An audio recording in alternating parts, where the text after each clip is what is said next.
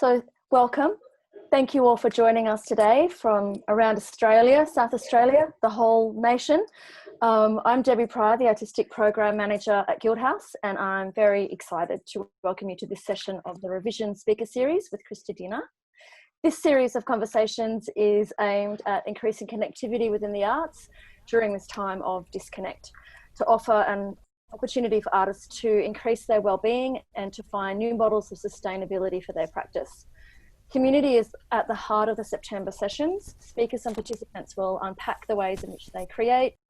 Guildhouse has received support from the Australia Council Adapt Fund for the revision program, in addition to support from the Day Family Foundation and Creative Partnerships Australia, for which we are very grateful.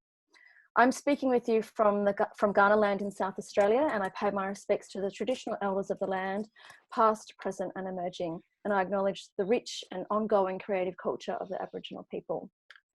Today I'll be talking to Christy Dena, discussing the rituals of online artist processes. And before we begin, I'll quickly go through some housekeeping. So please feel free to ask questions at any time. You can do so during the chat box at the bottom of your screen, or in the chat you could write, "I'd like to ask a question," or you could raise your hand and we'll turn your mic on when that's appropriate. Aside from this, please keep your mic off, as incidental background can easily be picked up and we can all kind of get a bit of a weird feedback happening. We'll have some other prompts, or we do have some other prompts in the chat box around access to a live transcribing of the discussion and links for more information to the speaker and to the session. So feel free to have a look at that as well. Today we're speaking with Dr. Christy Dena, Designer Director. I worked for many years for that. I'm so sorry, pause on that. That was... Oh, no. I hardly use it, but it's just like, yeah, when people do it. Like, it's a formality, you earned it. Yeah. I'll start that again. Today we're speaking with Dr. Christy Dena, a writer, designer, director who has worked on award-winning interactive and multi-art form projects. Since the 1990s, she has been developing, researching and teaching multi-platform projects where the digital plays a key role. She has run online events, 30 plus online studios for interdisciplinary and international artists, and consulted to organisation, agencies and companies. Welcome, Dr. Christy Dena. I hand over to you. Thank you very much, Debbie. Thank you very much for the introduction and for the invitation from Guildhouse, to come along and give this presentation, about this topic of rituals of online artist processes. I am sitting before you with long brunette hair. I have a green shirt on with a little fabric badge of what looks like a tiny tree, but it could also be a broccoli, I'm not sure. And behind me is a bookcase, and all of the books are ordered as a vertical rainbow. That took a while, but I enjoyed doing that.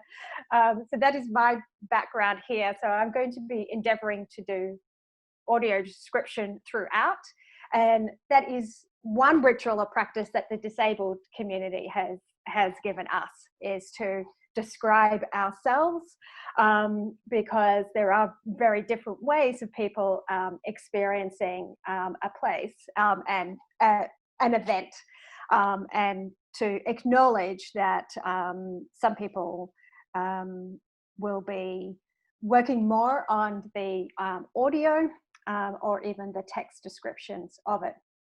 And I'm also joining you from Boon Wurrung country, which is also known as around the southeast area of Melbourne at this point. And around me are a whole lot of beautiful trees and flowers that are there, but they were planted by settler colonialists. And so I want to recognize that I am on unceded land, and that the elders that have been here before are still here, still present, and they will always be here through time, including those that are emerging. And I am joining that story for a brief period of time in this big time of this planet as this person, Christy.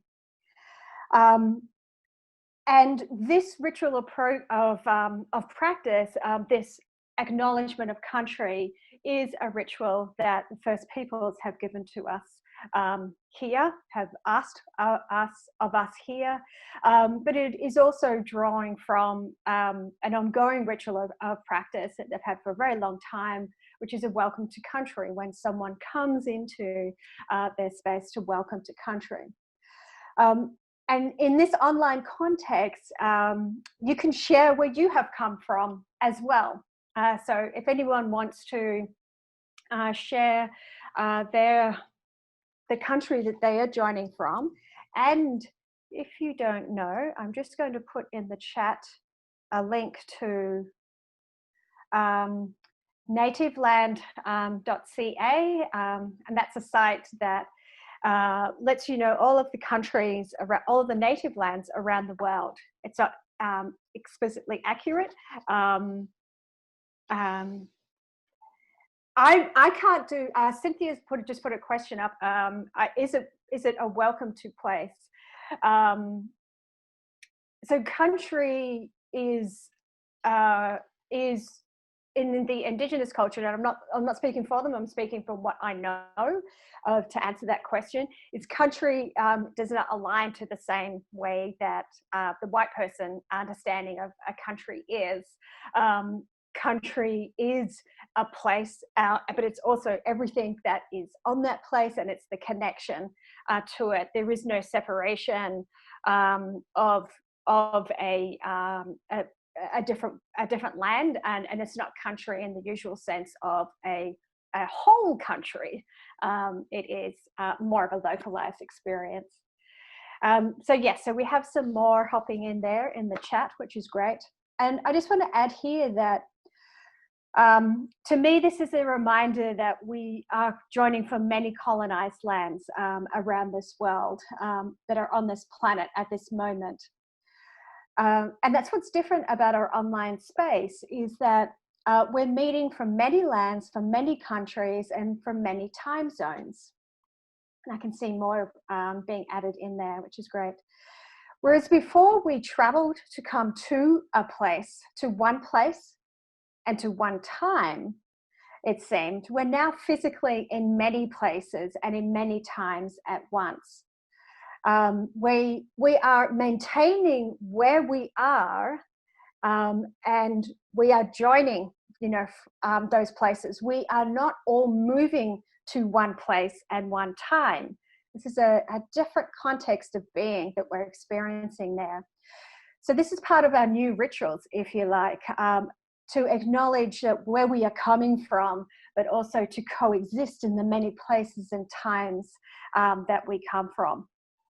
So if you like, look around your space that you have now, look around, because part of this ritual is not just acknowledging, especially in our colonialist countries, the fact that we are on unceded land, but also connecting to place.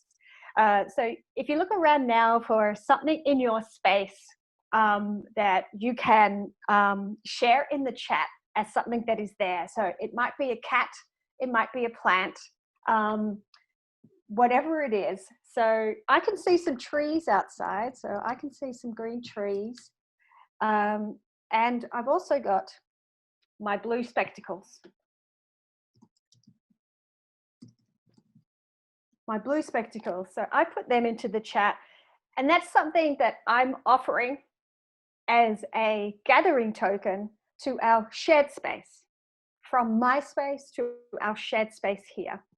And if you like, you can share something from your space as well.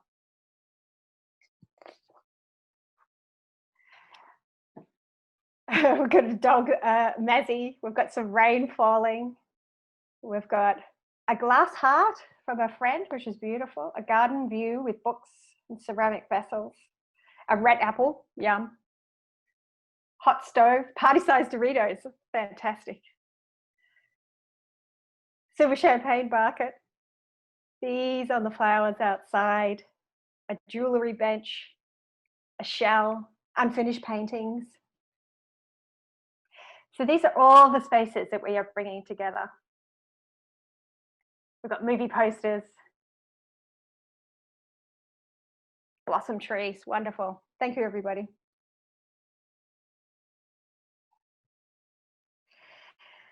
And I'd like to also share another kind of acknowledgement of country. And this one is from Vanessa Andrietti.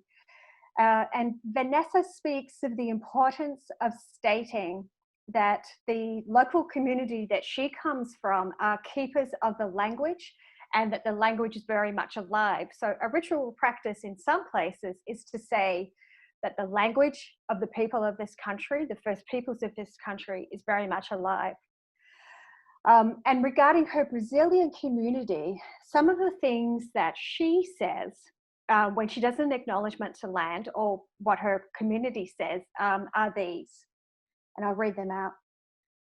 Acknowledgement of the land as a living entity, not as property or resource. It's something that sustains us, and we are an extension of the land rather than the other way around. Acknowledgement that there has been a lot of violence, systemic, historical, ongoing violence that is required for us to be here, and that is unsustainable. And I'm paraphrasing some of these here. Acknowledge that our ancestors may have planned what is going on right now, and also our families. Acknowledge that we are all part of the same metabolism that is currently sick, and we have to meet in the responsibility for healing and for healing each other. So I wanted to share those as another way of acknowledging not just the land that we were on and the state that we're in and the connection to country, but the global state that we find ourselves in, and the purpose that we find ourselves in, because that connects with why I'm giving this talk, and why I'm sharing the thoughts that I have with you. And it reminds me of a quote by Naomi Klein that she said recently, which is, "Our job is to kick open the door of radical possibilities as wide and as long as possible." And that's why I'm here. So we have these beginning rituals of practice. Another one is the bio. So Deb read out my bio, which I wrote and I gave to her. And one of the things with artist bios is that they are designed to communicate according to a particular values and worth and identity about what everyone sort of thinks is important often. And it sets us in a kind of type. It solidifies us into a way of being, an agreed way of being. And so one of the things that I do to try and break open that is a ritual called the keyword bio. And that's where I ask for a keyword, any keyword, and I will tell you a story revealing about myself to basically move beyond the levels of masks that that we have in terms of our identity. So if anyone wants to put a keyword, any keyword, into the chat, and whatever comes to mind about how it's connected to me, I will share a short little story in there. So any word.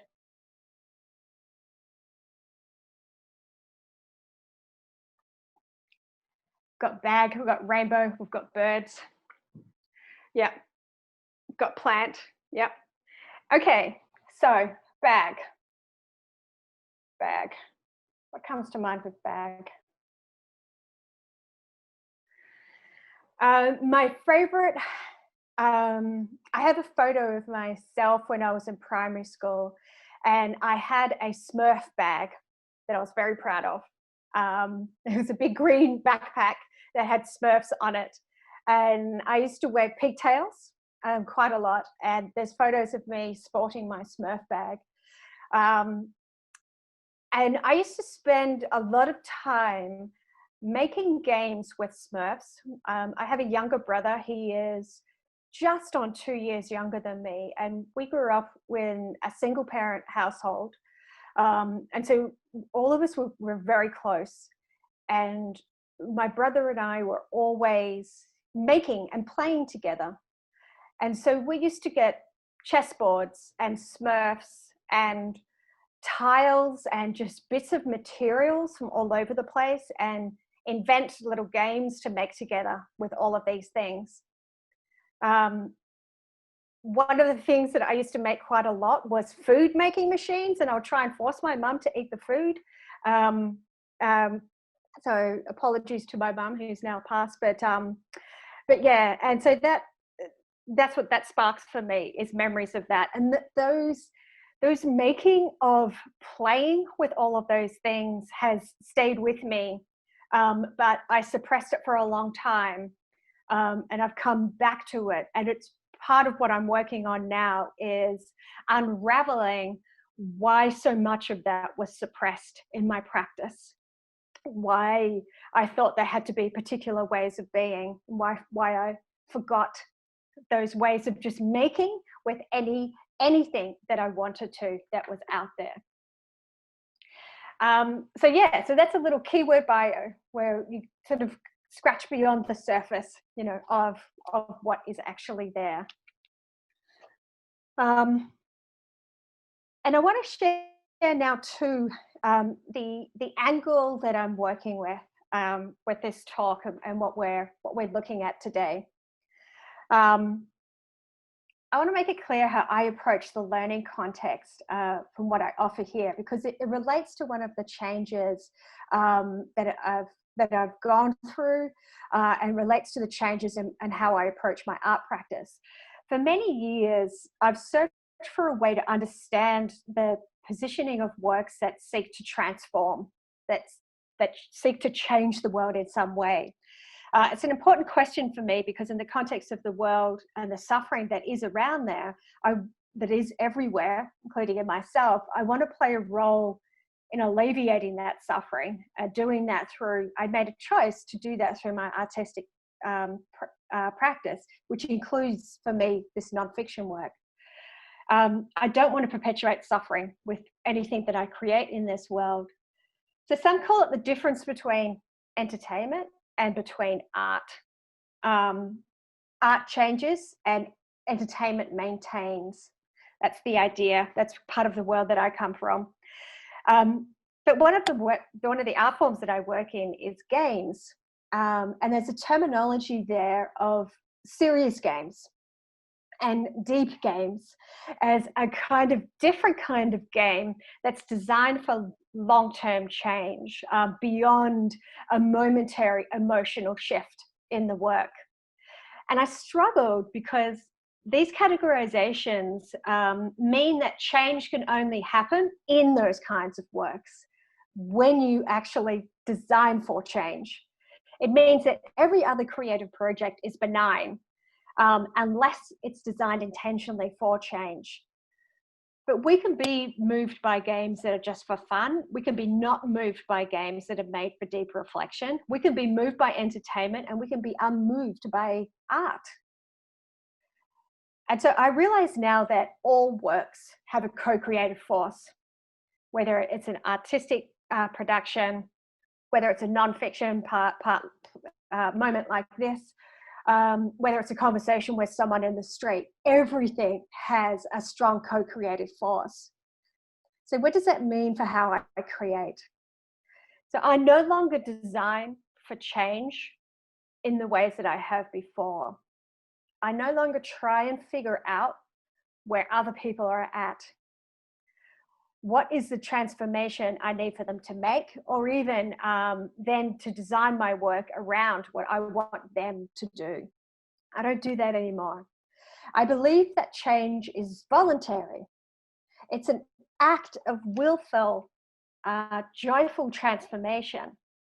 And any change that's not voluntary is oppression, or it's conformity, or it's complicity. And these ways of change are, unfortunately, the dominant mode in the majority of the world. Everyday life is about persuasion and coercion, not experimentation and co-creation. But when change is perceived as a voluntary act, then I can't teach you certain things. I can't teach you what to change about yourself. I do not define what you learn. only you can define what you learn. So instead, I offer what has changed me, and they are prompts to you. So you'll find some things that resonate, you may have already, and some things that confirm what you're already doing, some things that don't resonate at all. And in essence, some things that will possibly meet you. And I came up with the phrase "meet me" to explain how we both may meet about certain things because of the work that each of us has put in. This happens to me at a certain point in time. We cannot connect without the work that you've already done.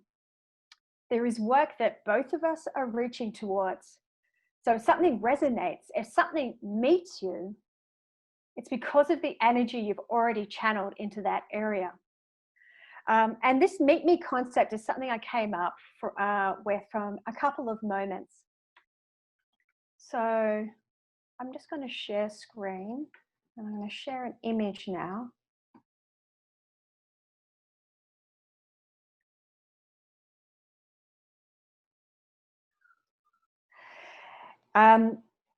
So here up on the screen, I have the words "meet me," and I have two photos. And on the left-hand side is a motorcyclist driving on the road with his arms stretched out.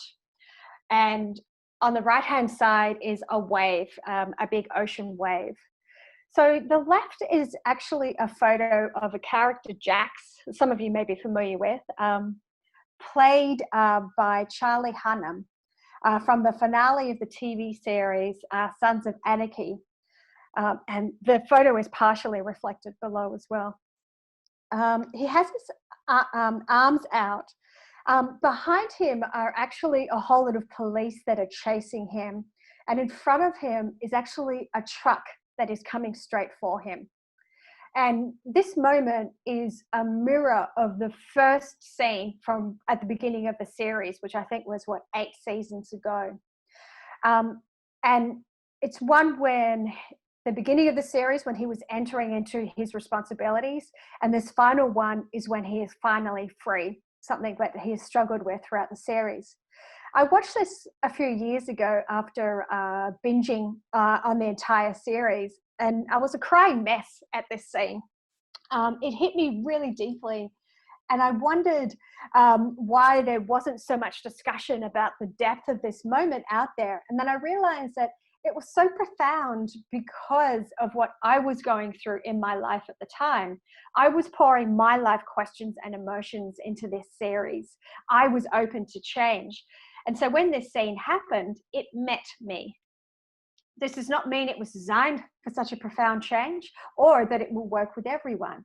The creatives reached out and I poured myself into it. And the other photo is an image from a video. It's a wave cresting and it's touching clouds just at the top. And I've not found who the author of that video is as yet. But this image came to mind earlier this year when I was thinking about my writing. And I was thinking about how at times I don't feel I'm writing the words at all. They're not my concepts. Some people call it a muse. I call them my team that I work with. But I've noticed that I'm not a blank page. I'm not merely transcribing what is coming to me. I'm not merely a channel. Instead, I research, I process, I create, and I meet my team. So the rising wave is me, and the cloud is my team. We meet. So this is where I'm now fundamentally against the idea of training people in how to do creative practice in a certain way. Instead, I think what's more important is encouraging their ability to find what resonates, to what rings true for them in that moment. Whether it be a Smurf, whether it be a chess set, whether it be a paintbrush, whatever that is.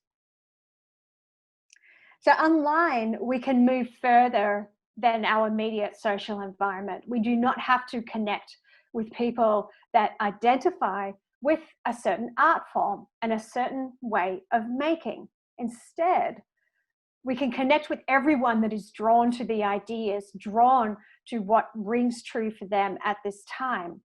So this brings me to the next change that I want to share. And here I have an image, an illustration that says the words monoculture. And I've got an illustration of a little black smiling figure.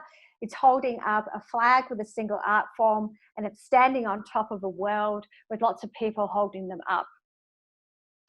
So at this time, I've seen a lot of creatives be known how they feel they're being forced to create differently at the moment. And while I understand, as I said, change is voluntary, so the whole idea that you're being forced to do something, isn't working. That's not a self-transformation process.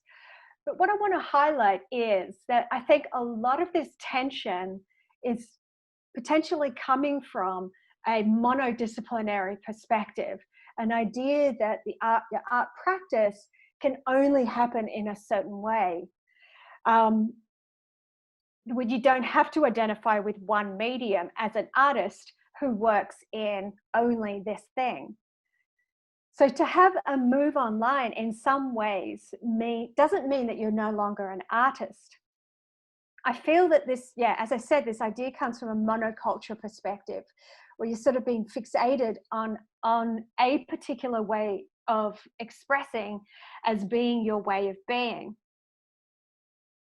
But it's a belief that artistic practice is corrupted if you do more than one thing.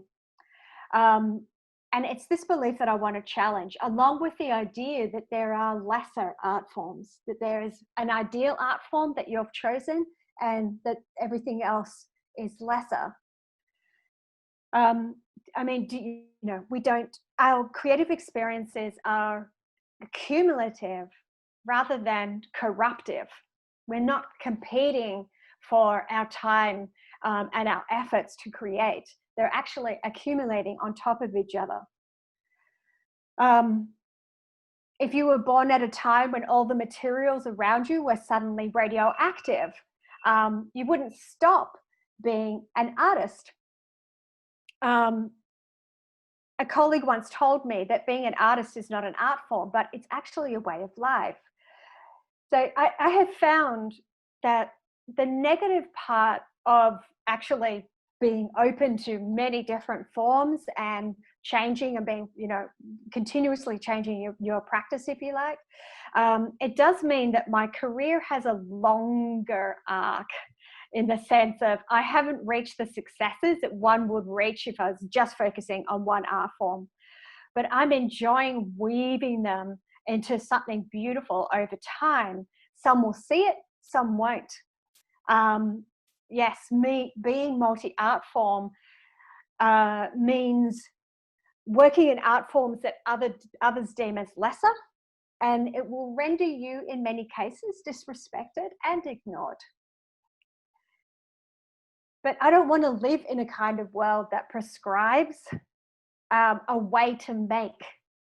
If the idea of actually making in any form is something that rings true for you, then that does not make you any less an artist. And I've noticed that there's a relationship between attending to the diversity in the world and attending to a diversity of artistic practice. There is no ideal way of making and creating. There is not a hierarchy of art forms, ways of making, or ways of being. So it's interesting that at this point of time, the walls of monodisciplinarity and ableism have been blown away like ash in the hand. They are monolithic, they are heavy, they are violent, and they are strict, and they are cruel. But they have dissipated so quickly with this transformation of having to move online for so many people. These transformations did not need years and years of everyone discussing whether we should make a change and how to make a change. So here I want to bring in a quote from Ricky Buchanan, who gave a great talk at Platform Live. And she's self-described as a geek, creative writer, disabled, bedridden, queer internet citizen. And she's given me permission to share this quote with you today. And she was discussing about the online context in COVID-19. And Ricky says, I'm reading out the quote, which is on the screen, "It's wonderful, but it's terrifying. It's a terrifying fact that this accessibility isn't here because the world suddenly realized that bedridden and homebound people needed it. It's here just pretty much by accident because able-bodied people needed it. We were also able to benefit from that." So it does make me very afraid that once the able-bodied people no longer need this accessibility, that it's just going to be all ripped away again, or a good part of it is going to be ripped away again. So a ritual or practice here is recognizing that when I meet people and when I create, I do so with multiplicity in mind. So I want to share with you a concept that's really helped me understand this. And this is called the persona spectrum. And I have on the screen now some images. I've got a figure there with a cane. There's a figure with an eye patch, and there's a figure looking at a screen. The persona spectrum was introduced by Microsoft. Microsoft designers, they developed this in consultation with disabled consultants. Now, these consultants are the ones that came up with the ideas, and it was Microsoft that developed this idea of a spectrum. The consultant spoke about how changes that are made for disabled people actually benefit everyone. And this is a concept that has been, this story of impact has been known throughout history. For instance, the cutting of curbs, not just, it was introduced because of the activism movements of disabled activists, you know, basically saying we can't get our wheelchair up a curve, and now people with prams and skaters and everyone benefits from that. And what the persona spectrum shows is how people can experience the world differently in a variety of ways. And there's different contexts. So for instance, we have this persona spectrum of vision. Some people may be blind from birth, or it could be an acquired blindness. They could be sight impaired. They may have just had some eye surgery. They may not have their glasses with them, or they may not be able to see the screen properly from their phone, or because of sun glare. So there's lots of contexts in which all of these activities can be useful for lots of people. Now, I hate that this is actually a helpful motivating force, that being disabled is not enough. But I have to admit that this did help me to see, and I think one of the things that these concepts do is they basically say none of us are able-bodied all the time. Yep. And so as soon as we normalize that, that's part of the process. And what we do online, these rituals of practice, I have the live translation there, we're doing audio description. These are the things that we need to normalize in our artistic processes. So not just diversity of artistic practices, but diversities of ways of interacting. But yeah, in an ableist world, all of these people are excluded.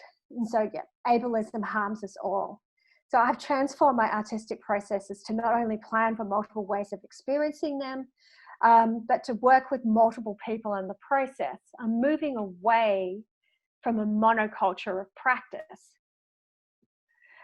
So here I want to bring in the concept of making space, which you'll be familiar with. I have on the screen a card illustration and a screenshot of me giving a talk. The card on the left is an early prototype for my improvisational storytelling game. It features the word scientist spy, and it has an illustration of a young freckled brown girl with purple hair mixing a beaker. And I was trying to make my cards diverse, but I felt it was hard to do when you can only just depict one character at a time. And this is the norm for games, whether they be digital or whether they be tabletop.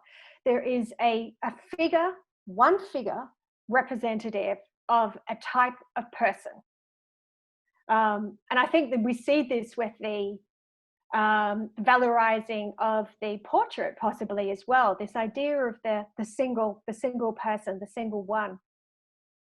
And in games, that single character is often a young white male, or they're girls that are crafted through the gaze of those young white males. And I've realized that I can't be diverse when I'm thinking of one singular character.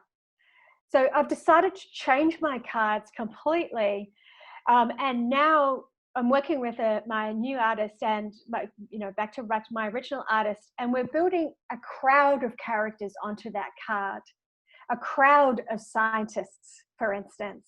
They have different body shapes, they have different skin colors, disabilities, religions, and more. The single hero no longer takes up all the space. Instead, more people fit.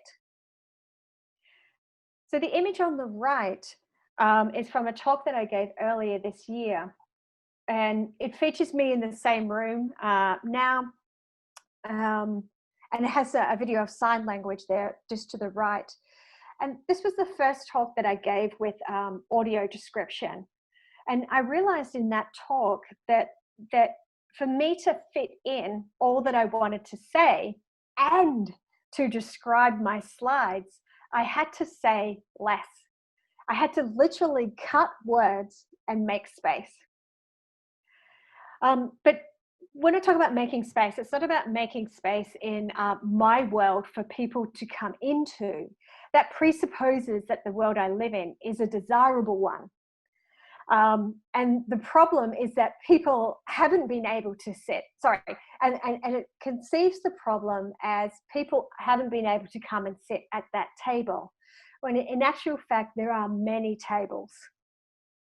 And there's a quote from Holiday Phillips. She shared a video on Facebook, and she relayed a story by Nigerian philosopher Bayo Akinmolafe, who I follow as well, which you may be familiar with too. And he was giving a talk at a university, and he was talking about his experiences being stopped at airports.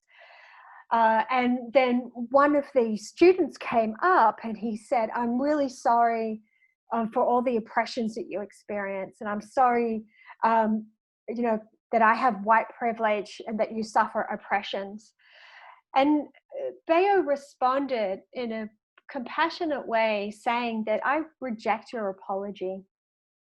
And among the things that he said that in accepting your apology, I would be bowing to the story that there's only one way to have power in the world.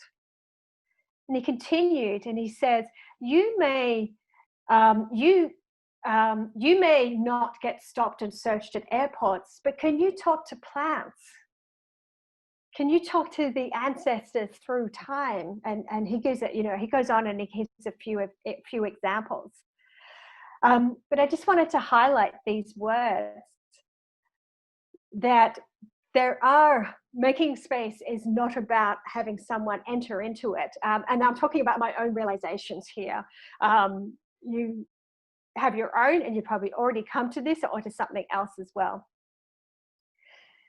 And I'm not stopped and searched at airports myself, although I do get stopped by a lot of leering security guards. And my mum did teach me to talk to plants. But I have definitely inhaled monoculture consciousness as easy as I've inhaled the pollution in the land. And it's taken me a long time to realize why I wheeze, and the fact that I am actually part of producing the smoke and the pollution myself. So I've found that a fruitful way of unlearning this monoculture consciousness is to not view myself as making room for others to join me. Instead, it's about entering a space where I'm being with others, being with all beings. I am in truth not entering a new space. I am reframing the space that I'm already in.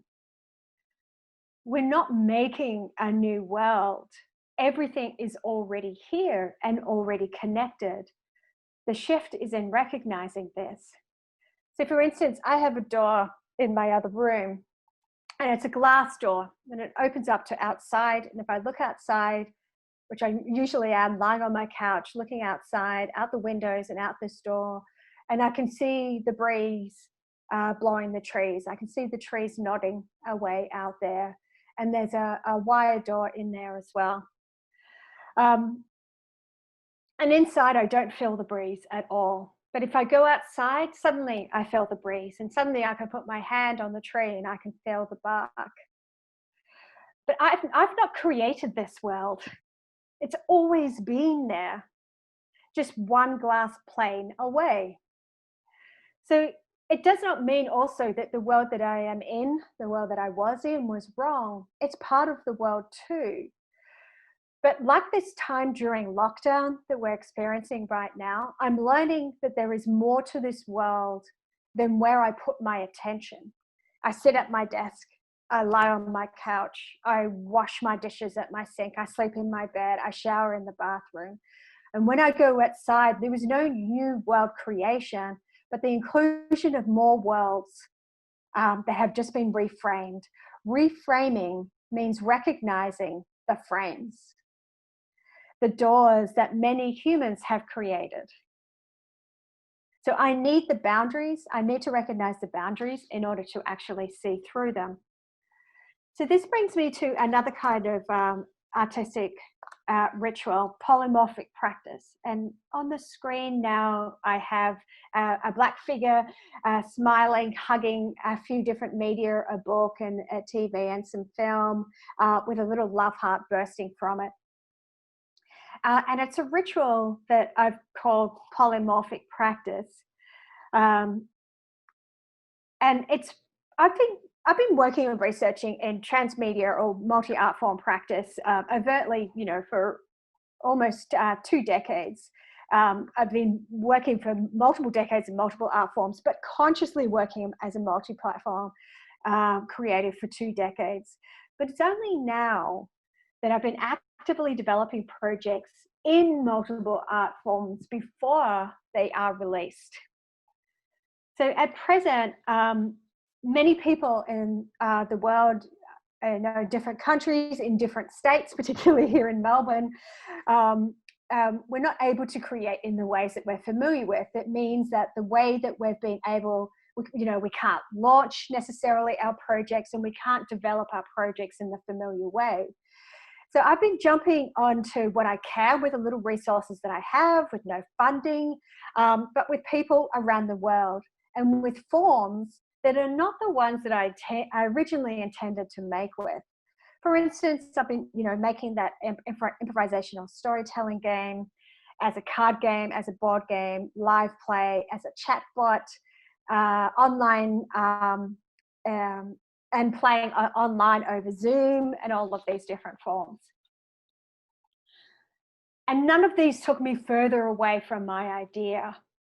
Instead, each new art form revealed things that my intended art form had obscured. So in the new edges, the light was shone. It reveals, I found over and over again, the assumptions and the norms of artistic practice. And it gives me ideas that not only work for the new art context, but then make my intended art form work even better. And it's through these continuous reframings, I think, that we can get closer to what we can create beyond a monoculture context. So online ideation. So what does this mean for ideating online, for coming up with online and sharing online? I have a figure now of a little black figure, dragging out some porous material. What was that stuff called? That green sludgy stuff? I can't remember. But yeah, it's pouring out there. So it means connecting with people online as part of your process. And I've been doing this for years, but now there are more people that are open to collaborating online. But it means thinking about how you collaborate online and who you collaborate with. For the last few years, I've been running online interdisciplinary studios. And last year, I was commissioned to run one for Cementa. And that involved artists from different disciplines coming together from urban, regional, international locations. And I found that if you work with artists across disciplines and people who don't identify as artists, that you get past the gatekeeping of norms. Monodisciplinary creatives inevitably talk about what is proper and standard and good practice for their art form. Artists from different areas can't impose these on you. They can only stretch your field of reference. But I have hit walls with funding bodies. They often require people from the same art form, but more so they require people from the same area. They have gated themselves according to art forms and areas, and so they then impose that on your art practice. But another ritual of ideation that I've been playing with in my online studios is to have parallel creation. So here I have an image of two figures riding arrows in parallel to each other. When we don't collaborate on the same project, but instead we collaborate side by side and we can briefly influence each other in our space. So for instance, in the online studio I ran last year, artists worked on their own projects, but shared their processes for making. And that way everyone got to see different ways of making and they got to share their process with each other. So I think process share sessions are really are critical as a context for online making. Another thing that I did was something that I called 2 sandpits. And this is the instruction for it. You're doing an imagining activity on your partner's project.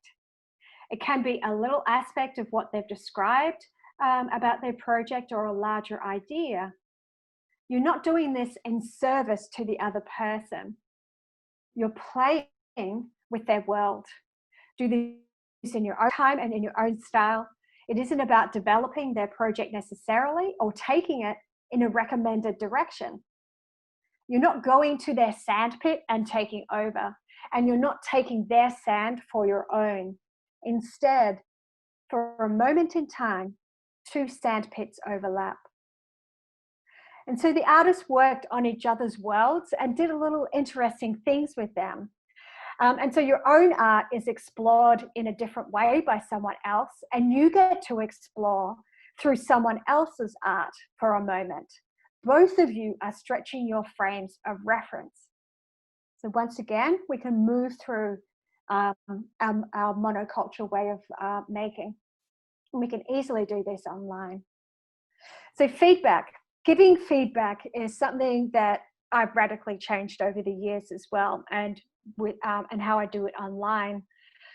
Despite the fact that many people think that it's impossible to sort of connect online, I think if you can't connect, it's because of the people that you're with or the way that you're trying to connect.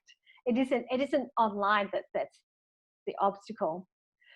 And one of the things that I've learned is that the default for people is often a monoculture. And here I have an image of a figure trying to squash a planet down into a box. If you do nothing to facilitate a different feedback culture,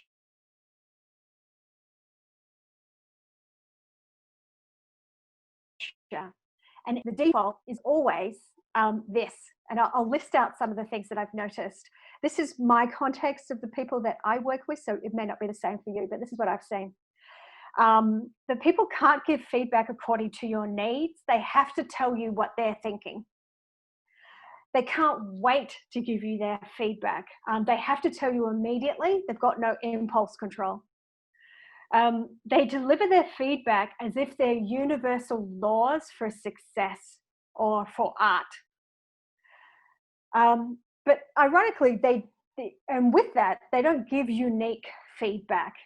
Instead, what they say is usually repeating of something that has been told to them, or something that they've read is meant to be the best way to do something. They often presume that everyone seeking feedback is amateur or stupid, or at the very least, less knowledgeable than them. To them, if you seek feedback, you are admitting that you have no mastery. They're not trying to assist you in making what you want. Instead, they want everyone to fit into the same mold. They don't understand risk and vulnerability, and they get self-esteem boosts with every attack that they make against the person. So this is what I found is the default if you do nothing to shape the feedback experience. So to counter this default feedback culture, I found the dancer Liz Lerman's creative response process a wonderful interjection. Liz Lerman's process turns the tables on this default ways of being. And the thing that's important about her process is that it's about getting to the artist's best work, not what other people think that the artist should do. The process begins by the artist asking a question, which is determined to find a statement of meaning. How the work that we've just experienced is helpful to us in some way. So we're not skipping straight to someone telling us, whether they like it or dislike it and maybe what we should change. Instead, we go straight to the meaning statement response. And then the artist asks questions. So we don't go straight to the feedback. The artist is basically controlling the situation, and they say, I would like to know this. And through that process, what happens as a responder, as a person giving feedback, you're learning what's important to the artist. And importantly, you're being, forced not to just. And so with that, you might decide that the feedback that you thought you might give is no longer applicable. Or if you think it might be applicable, it's only then, right at the very end, that you offer some feedback. And even then, the artist could say, I'm not interested in hearing, that feedback. So there's more details about that process. I have an image on screen from a video that describes the process, and it has a whole lot of artists sitting around with chairs. But I've run this process online many times over the last few years, and I found it's quite fruitful. But we don't have to be doing things when we meet online together. So I have an image here of a whole lot of people, a whole lot of those figures just hanging out together. You can be with each other online without an objective. And I've been influenced by the Indigenous idea of a yarning circle here, which I am not privy to, the lived experience of what that is. But I've done my own developments of that sort of notion in my online space, where all of the artists have come together online, and we don't have an agenda to talk about. Instead, we just play and do whatever we want to be working on. Some people might be playing with clay, some people might be knitting, some people might be scribbling, whatever it is. And if some thoughts or whatever emerge, then those are shared with everyone. So you don't have to be on when you're online. And this is what I've noticed when I first developed online studios, is that most of the efforts are all about, having a meeting or learning something. But there are other ways that we can create together. And so I just want to finish here with another insight related to this. I found actually an important goal. It's not necessarily what you're trying to achieve, but perhaps more the emotional state that you're in. That the aim is to feel a certain way rather than to do a certain thing. And I have up here Plutchik's wheel of emotions up here. And I've got the words here of the kinds of feelings that actually open us up to new ways of being. When we're interested, when we're jolly, when we're content, satisfied, intrigued, eager, and appreciative. These are the kinds of states which open us up. And so ultimately, it's whatever facilitates that. So the ritual of artist processes for me is anything that enables me to be open to myself and to the world, however that happens. And for me, the online context has reframed the artistic experience to let more in and to be more of me in that regard. And so I have a little bit at the end there, but I'll leave it there because I want to open it up for some thoughts. Now, I know I went through a few topics there, in that discussion, but I'm really interested to hear, your own experiences of working online too. If any of these you find relate to what you make, or if you're doing things different, if they feel it's quite the opposite. So yeah, when you're ready, you can put something in the chat or you can talk verbally. I've got a question, Christy, which is maybe not necessarily what you were prompting me to ask, but if you don't mind, I'll maybe just get that chat ball rolling. You say that you started working online and using digital processes 20 years ago. They must have multi-art form. Art form, my apologies. But you must have seen some incredible changes over 20 years. Yeah, I was just waving to the cat. Yeah.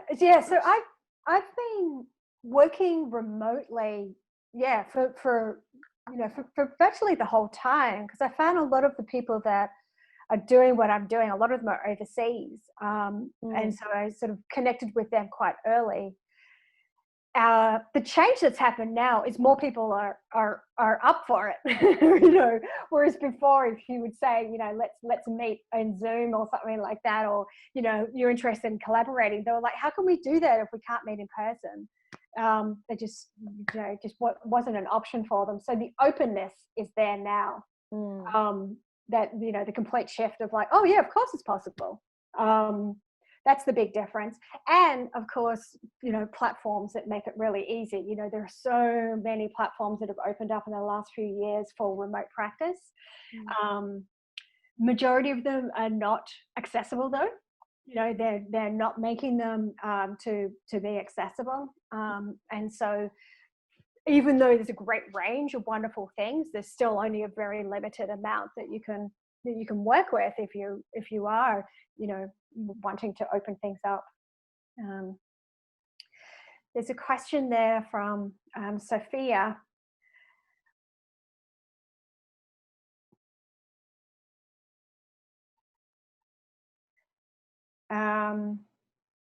Prompts for artists leading, their feedback session. Okay, yes. So the question was about questions for running the feedback session.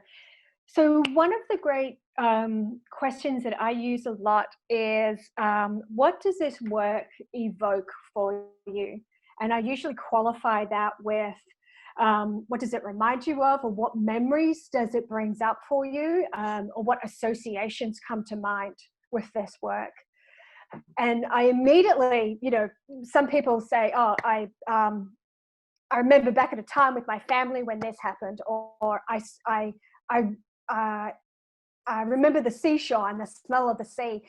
And it's always, when you go around to every person, it's completely different. And it's beautiful and fascinating to have those responses. And so, so that's a strong one that I've used over and over again. And the point of that is that then as you as an artist see how it's not whether your project worked or not, it's about how people are experiencing. What are they doing? How are they processing the work that you have created in that moment? Because that's the crux, of like, what you're trying to do. And so from that, you can then usually go straight into some follow-up questions too. It's like, and then this, and then this. But that's the biggest one. I'm just quickly looking online some other questions that I've used before, but that's the big one that I jump to. And then, so I find it's really helpful to have some questions prepared for myself that I want to ask, but be open to, whatever they say. But ask what is important to me, and drive that. And as someone who's responding, I find that process of like just having to sit back and listen and hear what the artist finds is important and how other people are experiencing it. Before I get to say anything, I immediately, it's obvious that there are multiple ways of seeing this work. And so it suddenly undermines, the great golden thing that you think you're about to say. And that's another effect, I think, of this process. It makes that subjectivity. And so, so the next step is you're asking the questions, and then you open it up to people offering their opinions. And the process for that is that ideally, what they do is they give a summary. So, so they say, Sophia, I have some feedback about the brushwork or the color tones, or something like that. Would you like to hear it? And then the artist basically says, yes or not right now. And the reason why it might not be right now is just like, I'm already going to deliver this brushwork, or they might have feedback on budget, and it's like I can't do anything about that now, right?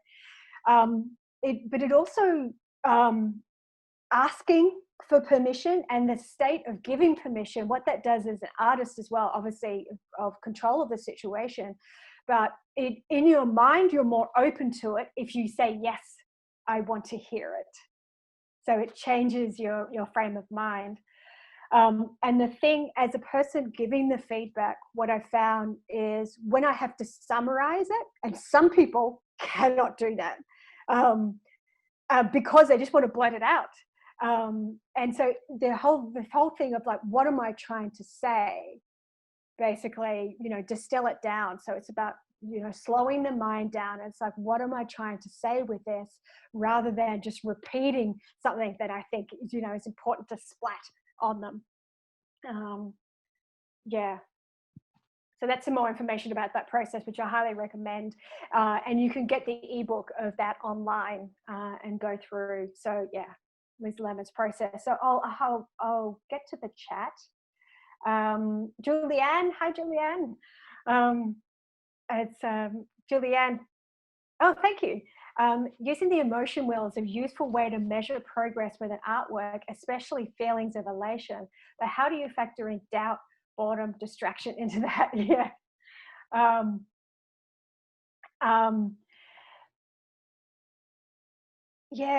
So I use the emotion wheel in a few ways. I use that in feedback sessions as well. I say, what were you feeling? If it's appropriate to what I'm trying to find out, it's like, point to the emotions that you were feeling there. I have no problems with negative emotions as part of the process as well. It's basically, I'm never continuously on. The times away, the times of frustration or something like that, that's all part of the process. And I know just to step away if that is the case. Or I've found tricks to get through it. I have multiple tricks to basically, if I have to deliver something in time, I have a trick to get a few tricks that I use to get through that. Basically, I use association, mixing together things that shouldn't go together, and that opens my mind immediately. But I'm finding it is, if I aim for those emotions, they're the ones that make it easy for me to get into my practice, to get into that zone. They, whereas some negative emotions means time away, and it makes it harder for me to get into it. So yeah, I hope that responds in the direction that you were thinking about. Yeah, I mean, I guess it's creating an artwork, creating something is all of those emotions in a way. It's like how you manage them and then bring them into the artwork. But yeah, that process is very you need that sort of self-doubt sometimes as sort of inspiration or as motivation even.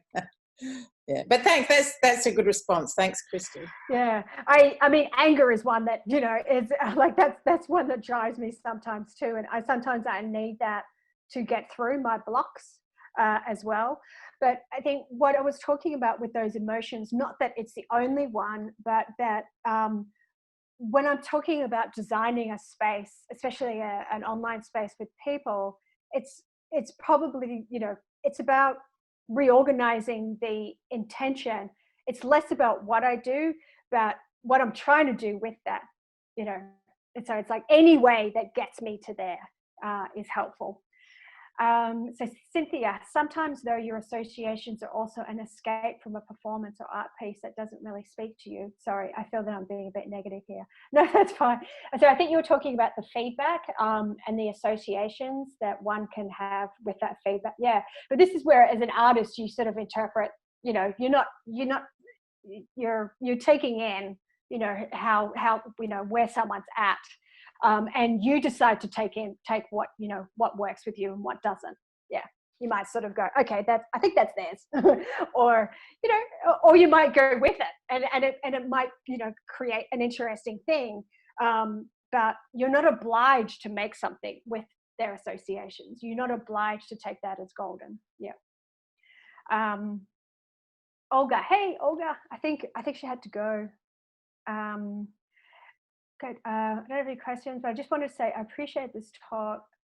Comment on multi-platform. If you focus on multiple things, it doesn't mean you are lesser of an artist and vice versa. A great point I needed to hear. Thank you. Oh yeah, she's got to run. Okay, yeah. Helpful to leave fixed ideas. Yes, Jane. Jane, did you want to say this verbally, or did you want to keep it? You don't have to. I can read it out. Okay, I'll read it out. Thank you so much for the lovely quote about weaving things into something beautiful. Oh, I'm so glad. Oh, good. When I wrote that, I was like, oh, this rings true. But then I thought, oh, it sounds wanky, but yeah, it was what I felt like. I needed to hear that today. Thank you. Now I'm going away. Okay, good. That's great to hear. I continually change mediums to suit the mood, feeling of a work, and I've worried that I'm not. Yeah, it's a long-term weaving. Yeah, great. Joseph, very useful talk, as the online can still be so vulnerable. Yeah. Thank you, Joseph. Sophia, Christy, would you mind sending a link to the ebook? Yes, I will. Sally, this has been so interesting, energizing. Do you have any suggestions for platforms that might be helpful to create work online? So could you clarify what you mean by creating work online? Do you mean meeting online or making in different art forms? I guess I've got so many fields of possibles in my head. I need to narrow that down. I'll just find that link.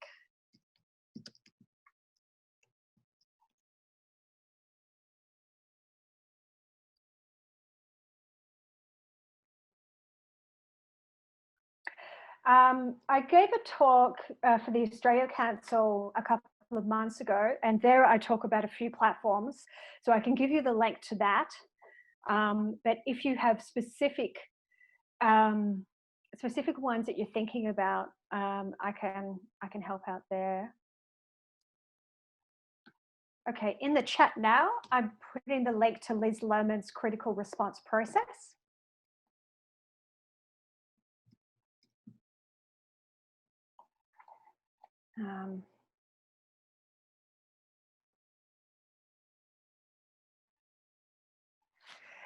So I guess I have a question, and I could put a link to my recordings where that Australia Council talk is, where I talk about a whole lot of different platforms in there. Who is working with other artists online in some way, doing ideation or something, like who'd be willing to share something about the way that they're making online with other artists? You can do it in text or verbal.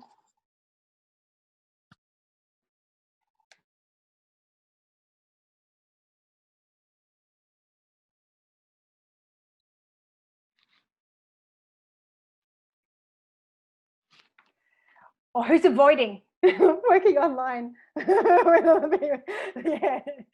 So, Leonie, did you want to share something? Yeah, I've come from, hi Christy and everyone. Hey. I've come from a background of hiding in a studio, making things and preferring to work that way. And now I'm finding being expected and realising I need to be online, finding that really awkward. Also refreshing. I did a mentorship and we ended up doing that via Zoom, and that was really interesting and it worked.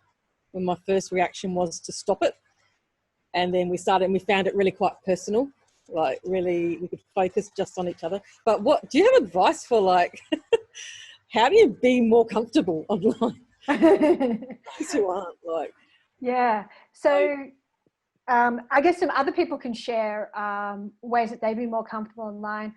I find I can get really overstimulated too when I'm on long sessions with people. So I found, for one thing, when I'm talking with people online, I try and either have gallery view, or if I'm just talking with one person, I make sure their image is biggest, not mine. So I stop looking at myself, right? That's an important thing, because that was, you know, it's painful doing that. So that was an important thing. Yeah, and I find it's okay to, you know, turn off your camera and sort of, you know, phase out a bit, you know, and sort of come back in with that online. Yeah, it's difficult. I think I'll make sure I feel comfortable with what is saying here. You know, I'll have my and comfortable everywhere else. I've got my UGG boots on, right? You know, I'm you know, make sure I'm completely comfortable here. I always have water. I usually have a candle going to sort of get me into a bit of a space.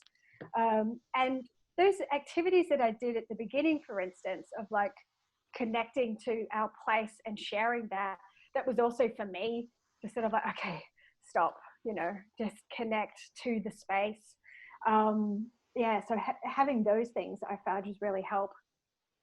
Well, I think too, with the social rules of what happens in a group meeting is different to what happens online, and trying to get your head around those. I think there's a lot of awkward people like myself out there at the moment coming to grips with that, and I think that's, yeah, it's interesting. Yeah, so a big thing is I encourage chat, and I use chat a lot. If I'm in someone else's sessions, I will basically share mostly via chat, and if they want to bring me up, you know, that I'll come up. But I find chat is that comfortable place for me to just share thoughts rather than, you know, being on, you know, the whole time. Yeah, I put my hand up as well. I'm like, can you see me? I also use the raise hand button that's usually there. And I actually usually just press the raise hand button, just wait in case, you know, wait for them to call on me. Because I hate speaking over, that thing of like speaking over, you know, lots of people there. But I use chat a lot. That's my comfortable space of like, and I'm usually sharing thoughts as I go, which then loosens up other people, I think. I think it's really important to not have to just have this verbal visual. You can have this, you know, this other channel. Yeah. Thank you. That's all right. Sally said, as a performance artist, I've done things on Zoom, but interested in taking text beyond the blog. I'm not a visual artist, so wondering if there are ways of playing with text. Yeah. Well, there are, you know, like I created those little chat games, you know, before, you know, in there. So you can do that. I've got the, we've got the live transcription as well. Yeah, just thinking. But yeah, you can have different interactions with text, different ways that people can play there. And even, you know, people turning off their screens, you know, and just using chat. I know people have been coming up with role-playing games where people take on a character, so they rename their Zoom thing as a character, you know, and then they, like, you know, improvise, you know, certain things in the chat or something.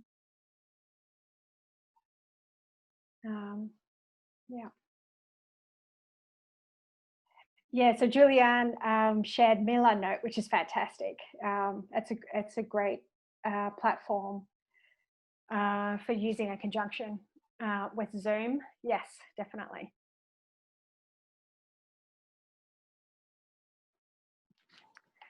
Cool.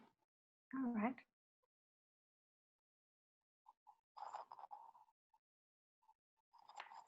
Do we have any other questions for Christy?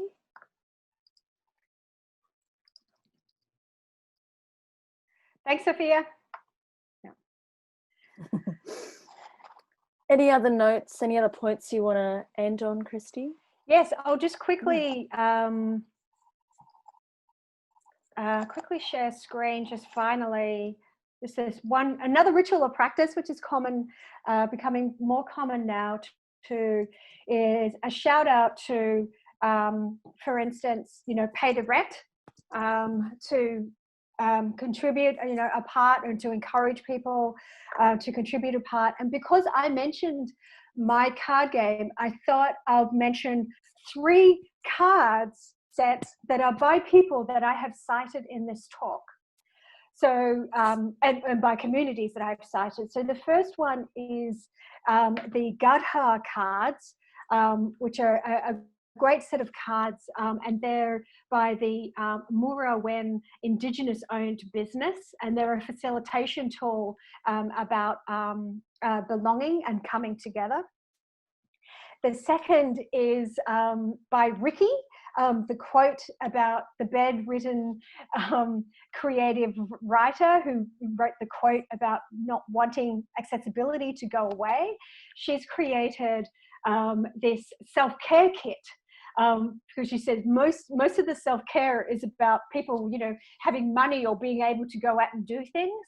This is a self-care kit for things that you can do, you know, right in your own space.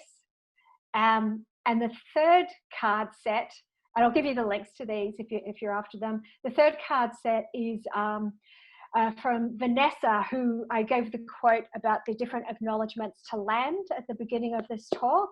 She's part of a collective called Decolonial Futures, and this is a without modernity, a decolonial card set process, and it's a fantastic card set there. So those are 3 projects that, you know, I recommend to not pay it forward, but to pass on right at the end here.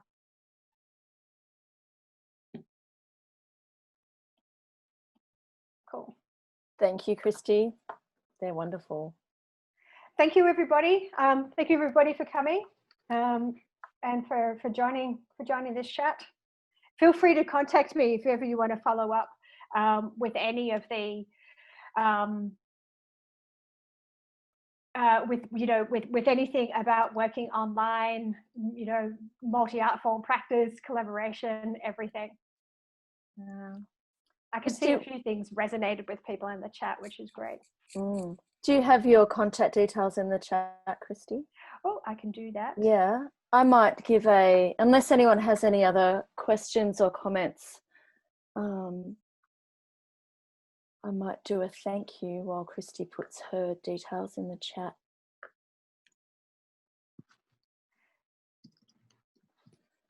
So thank you all for joining us today. That was a very informative and eye-opening session, Christy, to the other ways of artists communicating and presenting their work. So I really appreciate speaking with you and giving me the opportunity to speak to South Australian artists and also artists around the world, it seems, which is really, really wonderful.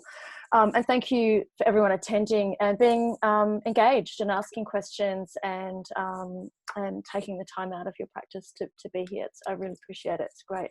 Yeah. I mentioned earlier, I think, that I will send you all a survey link because we love to evaluate our sessions and see how we've met your needs and if there's anything that we can do to tailor to your needs for next time.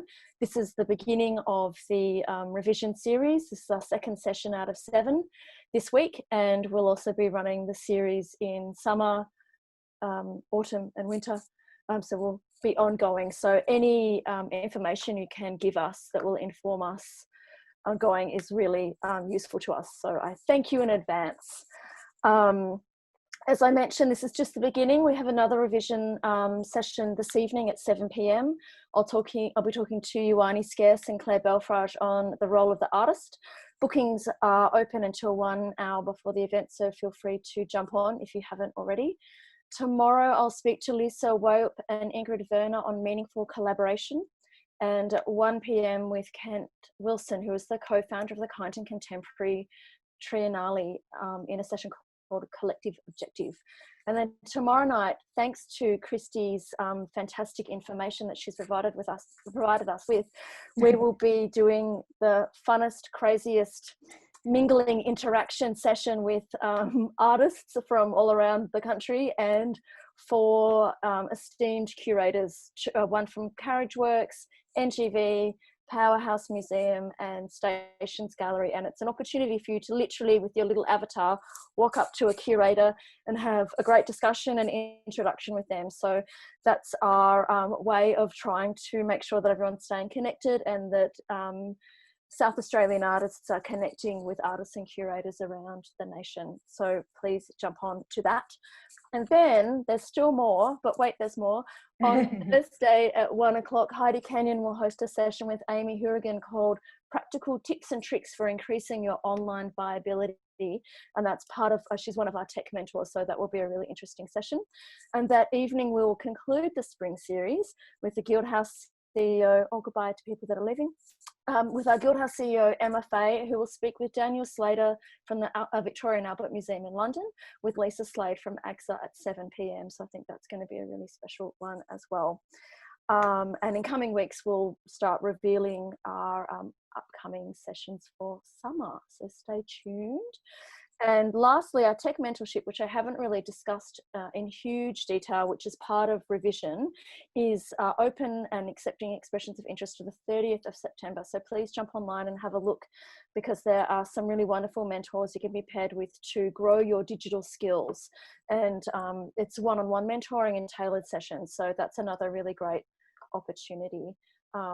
That was a lot of information I just gave you all, so thank you for listening. And thank you once again to Christy. That was such an informative session that I think will kind of fester with people thinking about how they will interact and plan those interactions going forward. So thank you so much. And thank you again for the invitation to be a part of Guildhouse, for this time. Yeah. Thank you. See you all soon. Thank you very much. Bye, everybody. Bye.